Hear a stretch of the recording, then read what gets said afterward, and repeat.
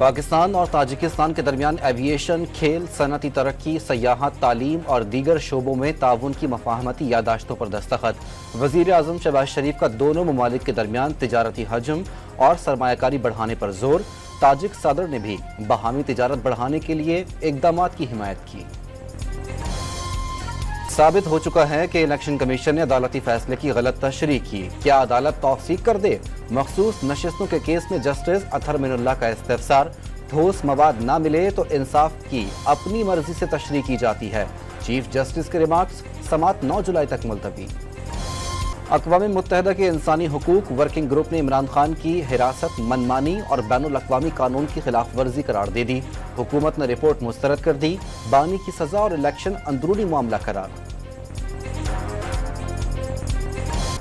और सिंध काबीना में 10 नए मुआवनीन खुसूसी और 6 तर्जुमान शामिल। काबीना अरकान की तादाद 30 और तर्जुमानों की तादाद 8 हो गई।